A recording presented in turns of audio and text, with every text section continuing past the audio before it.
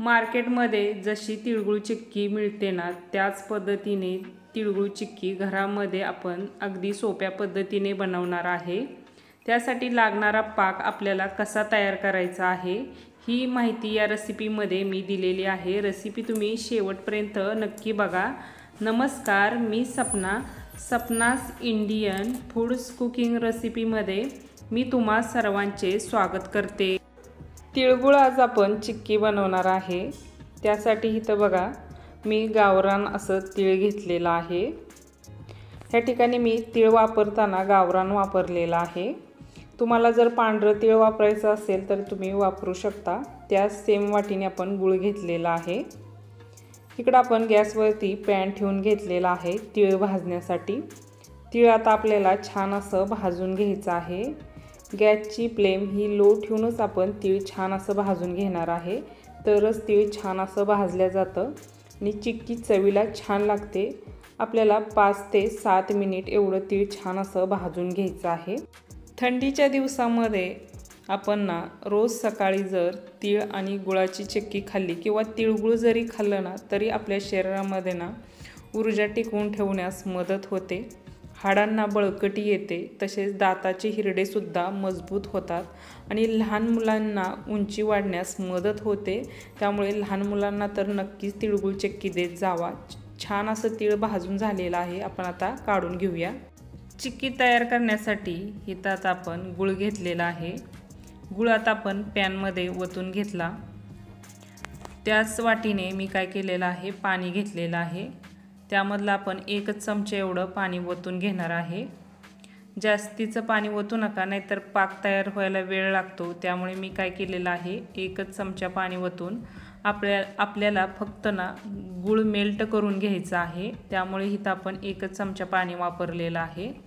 2 ते 3 मिनिटानंतर इथं बघू शकता गूळ पण छान असा मेल्ट झालेला आहे। गूळ मेल्ट करण्यासाठी आपल्याला गॅसची फ्लेम ही लोच ठेवायची आहे आणि लो फ्लेमवरतीच आपण पाक ही तयार करून घेणार आहे।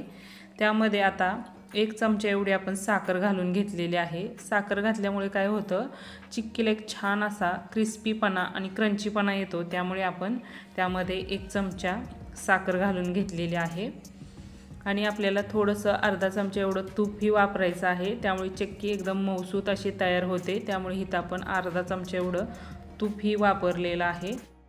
पाक ही आपला तयार व्हायला लागलेला आहे। आता आपण काय करूया, चेक करून घेऊया।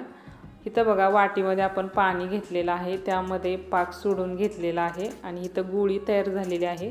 गुळी तयार झालेली आहे, परंतु ते आणि पाक ना थोडासा चिकट आहे आणि आपल्याला जो चिक्कीसाठी लागणार आहे ना, आणि थोडासा आपल्याला कडक करून घ्यायचा आहे।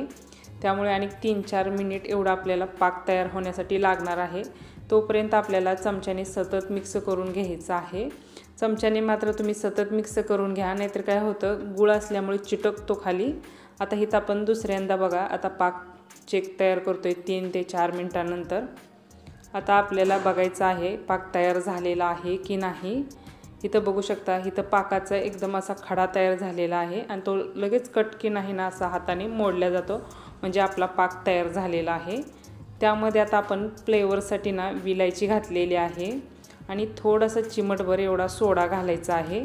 चिमटभर सोडा घातला की ना चिक्की एकदम छान अशी तयार होते। त्यामुळे इथं आपण चिमटभर एवढा सोडा घालून तो पाकामध्ये छान असा मिक्स करून घ्यायचा। पण गॅसची फ्लेम इथं आपण लोच ठेवायची आणि सोडा मिक्स करून घ्यायचा। आता छान असा सोडासुद्धा मिक्स झाला आहे। त्यामध्ये आता आपण तीळ घालून घेऊया। पाकामध्ये इथं आपण तीळ ओतून घेतल्यानंतर गॅस इथं आपण लगेच बंद करून घेतलेला आहे। गॅस मात्र आपल्याला काय करायचं आहे, लगेच बंद करून चमच्याने आपल्याला पाकामध्ये तीळ मिक्स करून घ्यायचं आहे। मिश्रण मिक्स झाल्यानंतर इथं आपण एका पोळपाटाला काय केलेलं आहे, तूप लावून घेतलेलं आहे। खाली पोळपाटाला तूप लावायचं आणि जे मिश्रण आहे ना ते आपण पोळपाटावरती ओतून घेतलेलं आहे। पोळपाटावरती ओतून घेतल्यानंतर जे चमच्याला लागलेलं आहे ना, ते असं पटकन आपण काढून घेतलेलं आहे चाकूने आणि आता आपण हाताने त्याचा असा एक गोळा बनवून घ्यायचा। मिश्रण ना गरम आहे तोपर्यंतच इथं आपण हाताने त्याचा गोळा बनवून घेतलेला आहे। गोळा बनवल्यानंतर इथं आपण आता लाटून घेत आहे। लाटताना बघा आपण पोळपाटालाही खाली तूप लावलेलं आहे आणि बेलण्यालाही आपल्याला तूप लावूनच लाटून घ्यायचं आहे, नाहीतर मिश्रण काय होतं बेलण्याला चिटकल्या जातं। त्यामुळे आपण बेलण्यालाही तूप लावलेलं आहे आणि लाटून घेत आहे। लाटताना इथं आपण थोडंसं पातळ लाटून घेतलेलं आहे। आता आपण कट करून घेणार आहे।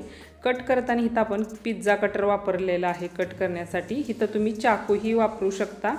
इथं आपण उभ्या आणि आडव्या लाईनमध्ये कट करून घेत आहे, म्हणजे मी चौकोनी आकारामध्ये चिक्की कट करून घेत आहे। जर तुम्हाला डायमंड शेप आवडत असेल तर तुम्ही डायमंड शेपमध्ये पण कट करून घ्या। आणि कट झाल्यानंतर आपण अर्धा तास एवढी थंड करून घेतलेली आहे आणि अर्ध्या तासानंतर बघा इथं किती छान अशी ना चिक्की सेट झालेली आहे, बघू शकता मस्त सेट होते। अर्धा तास थंड करून घ्यायची कट झाल्यानंतर। थंड झाल्यानंतर बघा सहज निघते पोळपाटावरून चिक्की आणि इथं मी कट ही करून दाखवते, बघू शकता एकदम मस्त अगदी तयार झालेली आहे चिक्की। तिळा आणि गुळापासून घरामध्ये एकदम तुम्ही सोप्या पद्धतीने जसे मार्केटमध्ये भेटते ना त्याच पद्धतीने आपण घरामध्ये हे तयार करू शकतो। जर हा व्हिडिओ आवडला तर व्हिडिओला लाईक करा, तुमच्या मित्रमैत्रिणीसोबत नातेवाईकासोबत व्हिडिओ शेअर करा, चॅनलला सबस्क्राईब करा, कमेंट करा। भेटूया आपण अशाच एक नवीन आणि छानशा रेसिपीमध्ये। धन्यवाद।